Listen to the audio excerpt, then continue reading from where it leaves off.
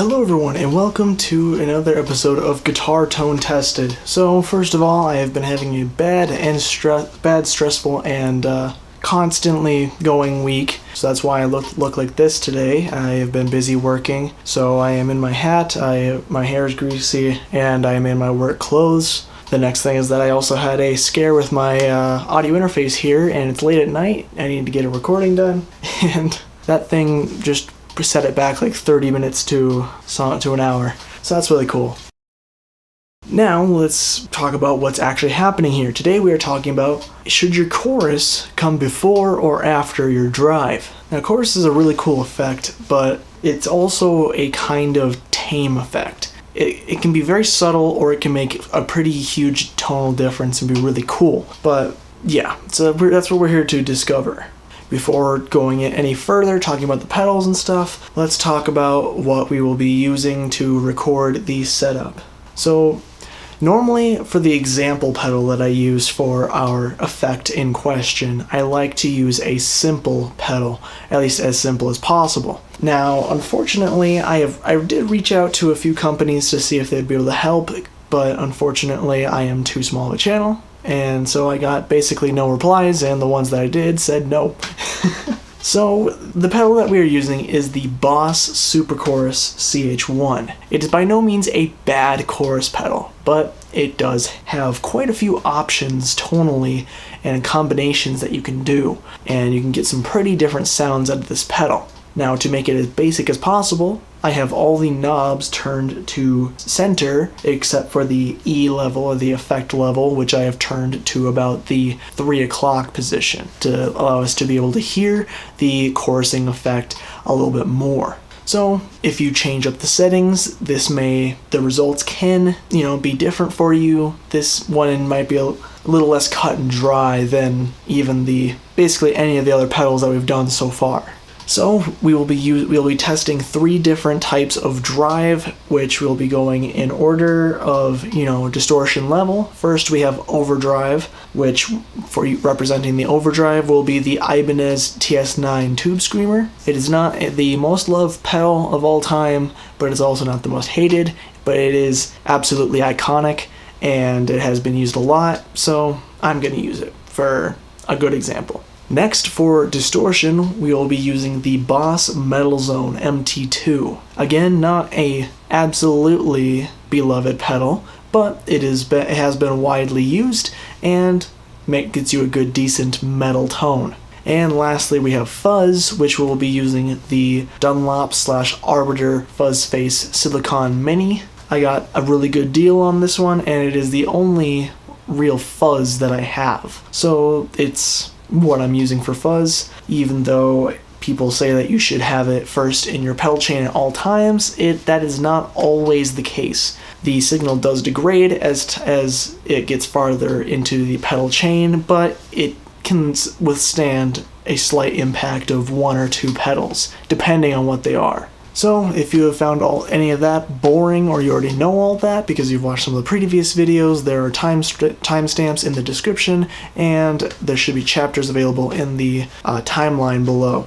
So the last thing that we need to talk about before we get into tones is what we are going to be using to record all this, because sometimes that's important to people and it can make a tonal difference if you want to be 100% accurate, which of course it's almost impossible to be 100% tonally accurate, especially by the time it gets to you, because your headphones, speakers, whatever you're listening to this video through has probably already shifted the tone in some way. So let's start from end to end. We are using a Squier Stratocaster Bullet Strat. It does not have the whammy bar or the springs, but does have the 3 pickups like a normal Stratocaster should. We'll be using the middle pickup, which I actually need to switch to. Then we have the pedals going into the front of the amp, and the amplifier we're using is the Boss Katana Mark II 2x12 combo amp.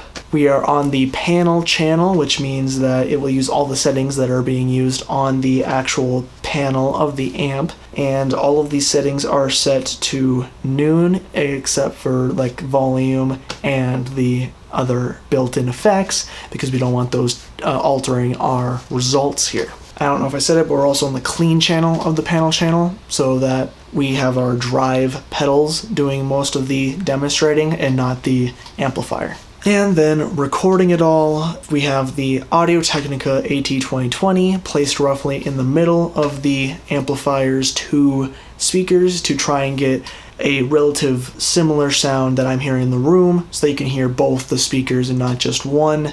And it's not very colored like an SM57 would be close up to the speaker. It's more of a room mic that is placed very conservatively in kind of a sweet spot for recording the true sound of this amp, at least as true as I can get it. Unfortunately, I can never get it 100% correct. So with all that's out of the way, let's see about getting some tones down.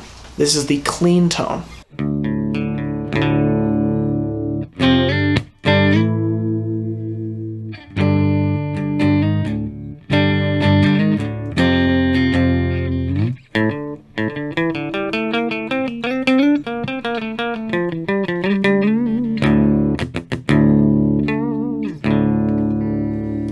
That's the clean tone of the guitar and the amp. So let's hear a bass tone of the Boss Super Chorus.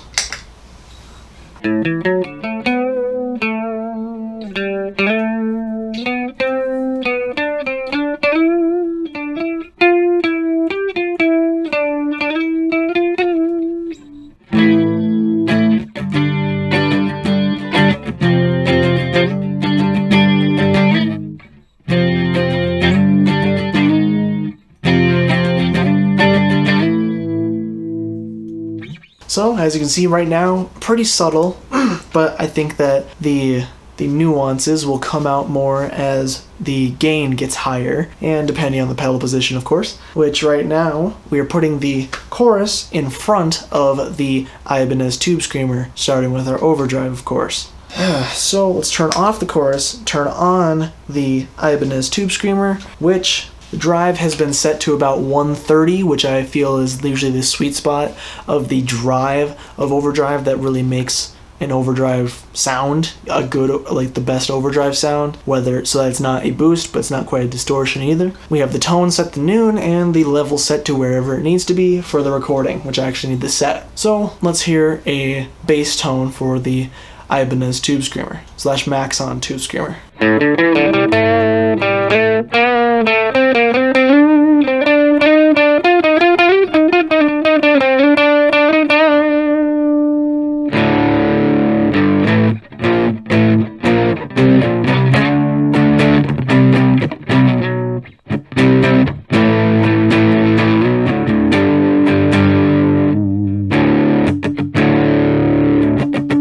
Alright, cool. Now let's hear the Boss Super Chorus coming before the Ibanez Tube Screamer.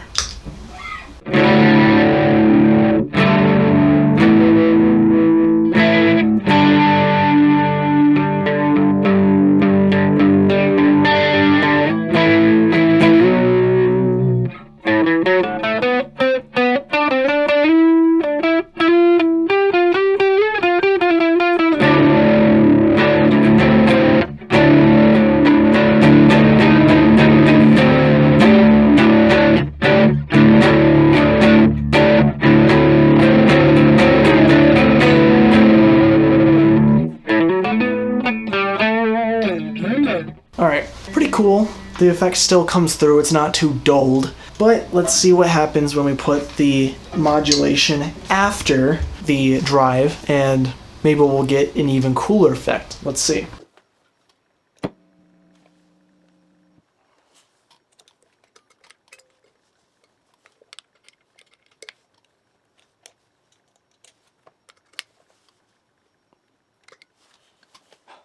Okay, so now we have the chorus coming after the drive. Let's see how it sounds.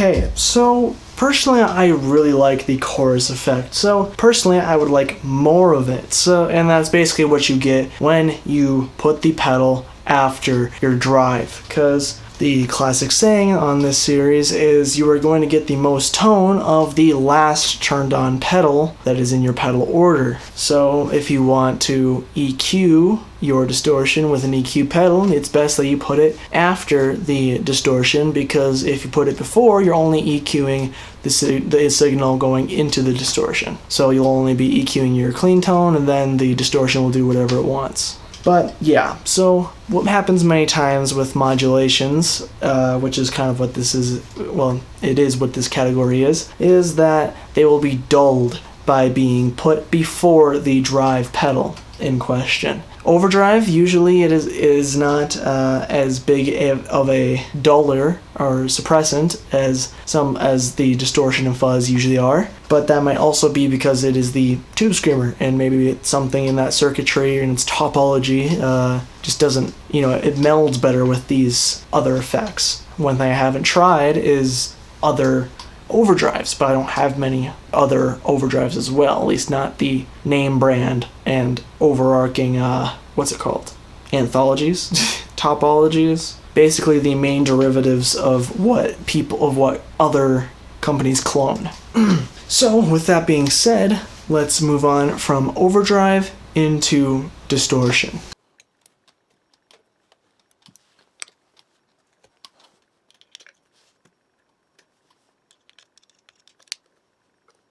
Okay, so we first have the boss metal zone, of course, here on the floor. Let's get a bass tone of that.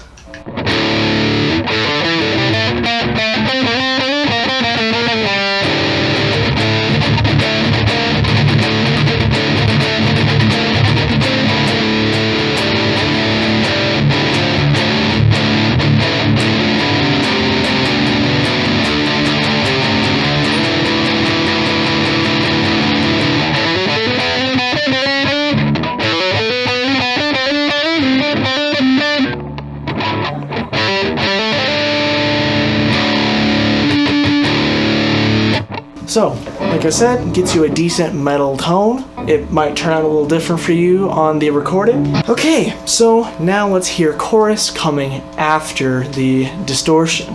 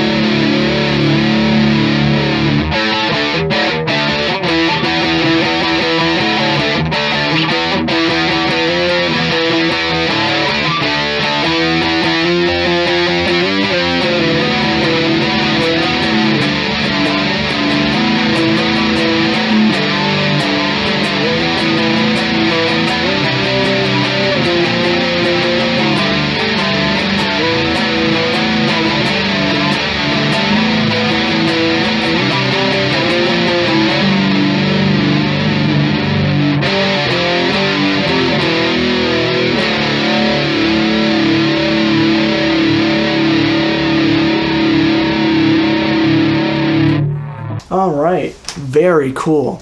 So, like I said before, getting more gain, especially running into the modulation, gets it sounding really cool. Chorus and flanger are kind of close together. Chorus is usually the more subdued of the flanger style, and flanger is kind of the next step up before leading into phaser, which, depending on the flanger pedal you get, it can do like wah, it can do a little bit of chorus, it can do a little bit of phaser, like I said. It can do a little bit of a lot of different things. I think that was shown in a couple different videos by some other people. Unfortunately, I don't know them offhand. Another thing that I realized is that I actually have not tuned my guitar. It doesn't sound like it's too awful off, but someone may have noticed a little bit of offness, so I need to go get my tuner.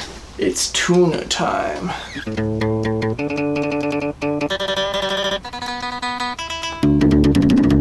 Okay, so it wasn't super off, but it was a little off, so either I'm tone deaf or it wasn't that bad. hopefully it's the better one of those.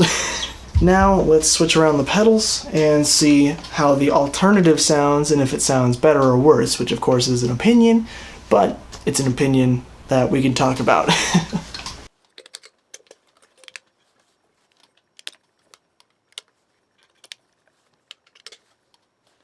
I'm getting better at switching these pedals around. I did that a lot faster than I normally do, but I also didn't unplug them like I normally do too. So let's just hear chorus going into distortion.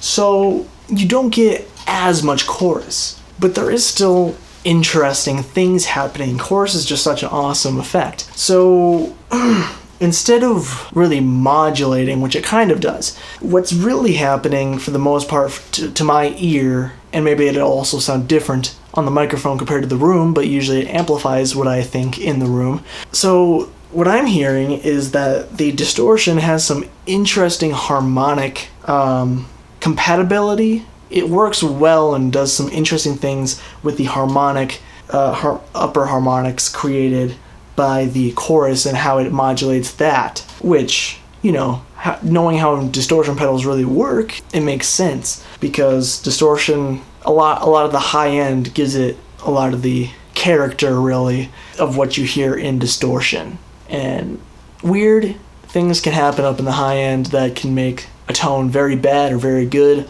or very mid, you know, that kind of, all that sort of stuff. It can really define a tone if you let it.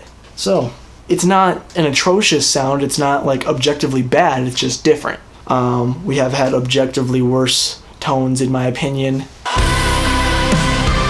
in previous videos, but this is not one of them. So let's switch out the distortion now and go to the fuzz.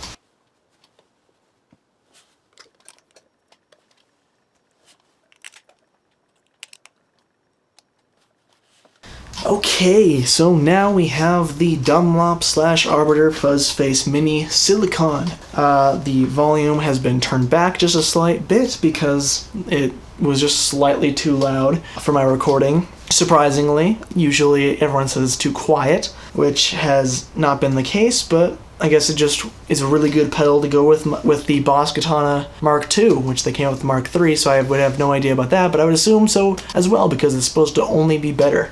Alright, let's get a bass tone for the Fuzz Face.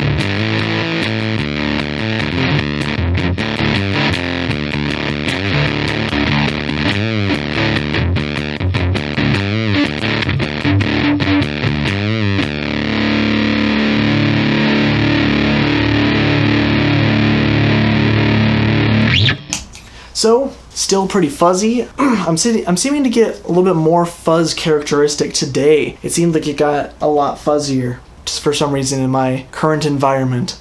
Normally, this pedal sounds a little more distortion-y, which is caused because of the silicon rather than germanium, and germanium can be affected by the temperature around you and all of that. This one, not so much, and usually the fuzz characteristics are amplified in the microphone, but I think that we're going to be hearing something pretty similar today. That or it sounds even fuzzier for you. Anyway, let's hear chorus going into Fuzz.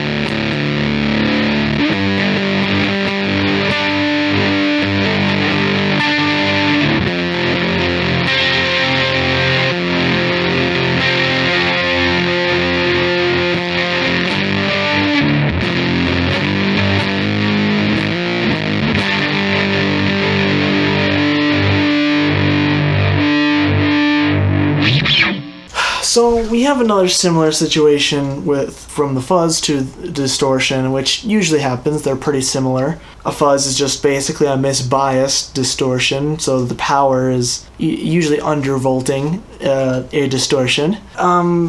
Unfortunately, in this case, I think it is happening worse. There is still some interesting stuff happening in the upper harmonic the area. There's some cool stuff happening, but unfortunately, there's not enough chorus for me personally that I really like this tone. It's kind of iffy. It's not the worst, because it does give it an interesting, like, metallic sounding and cool, like, jangly upper high end that the normal fuzz face doesn't. But yeah, it's not my favorite. But I've never used chorus with fuzz up until now, I think, so let's see how it sounds the other way around, and this would probably be the way that I would have guessed to use it if I were to have used it in my past and use it personally in my rig like that.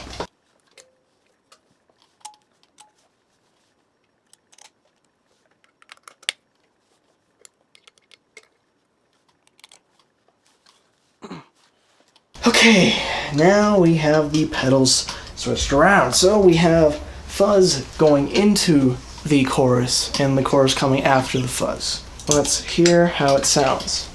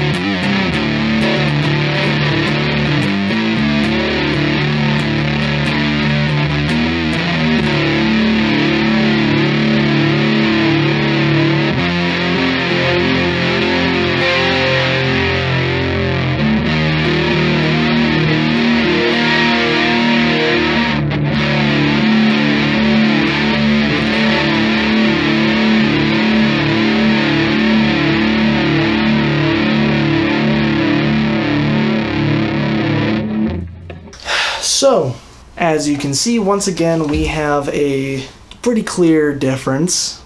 The modulation coming after the drive causes the modulation to be a lot more present in the tone, which I liked a lot more. I just thought that it sounded really cool. It did mellow out the fuzz characteristics, I think, a slight bit. There's still a difference, noticeably, between the distortion and the fuzz, but it didn't seem to be quite as fuzzy as fuzz can be, if that makes sense. So, what did you think? What was your favorite positions for each of the drives? Are there any other drives that you would like to see working with the chorus and seeing how that would work comparatively? Let me know in the comments. To recap, I thought that either position sounded good on the Overdrive. It's hard to remember because I didn't really make a definitive statement about which one was better, but I think that I personally still preferred it coming after, which is surprising because a lot of times I get proven wrong and chorus or the effect coming before the Overdrive is actually sounding better. Then with the distortion, I of course found it better coming after because I really like chorus as well, and distortion, I love how they combine together, and I want a lot more chorus if I'm going to use chorus. But the other way around wasn't too bad either because it still provided something pretty interesting, and it would actually make a lot more of a tighter distortion sound if that was what would be desired. And then for the fuzz, I liked it coming after because it had a similar but worse effect as the distortion, where the chorus just got masked even more coming before the fuzz rather than after. And then after, it made a really cool soundscape. It just is really awesome. I love chorus, so it's really cool. I'd love to do flanger, but I don't own a flanger, especially not a name brand flanger or even purpose-built flanger. I have different things that are capable of making flanger sounds, but they are built into like a multi-effects unit. So like the Boss Katana, or I even have this Flamma multi-modulation pedal, but unfortunately the flanger on that one doesn't seem to be too good. It makes a flanging sound, but it has like one sound. It's not as diverse as I said before, like the chorus is, or that the main flanger that I think was referenced in the video that I saw demonstrating this was the Boss BF3, I think it's called. It's a flanger. It's just called the Boss flanger. It's this cool magenta color, but it's pretty expensive, unfortunately. So it's hard for me to find one in a good deal. And normally when I buy a guitar pedal, it is $60, and then maybe plus shipping. So yeah, again, let me know what your favorite positions was, and let me know if there are any other ideas that you want to see, if there are any other pedals that you want to see going together in these orders, if you want to see different overdrives working with these things, these modulations and ambiances. I think that's what we've kind of went for. Filters, I guess, can also be a different category, but that's besides the point. There are affiliate links in the description if you want to help me out, because I don't make a regular income despite how hard I do work, unfortunately. If you found this video informational or entertaining, please leave a like. This is normally a music and 3D printing channel where we cover guitar, drum, and sometimes bass gear, and we review it, talk about it, and then we talk about 3D printers, issues revolving around them, trying to fix them, or just bring issues to light so that hopefully they can be fixed either by the community, which usually they are, or they can be fixed by the company, which they usually are not. If any of that sounds good, please consider subscribing. That's all I have to say for now, so I'm gonna say bye-bye.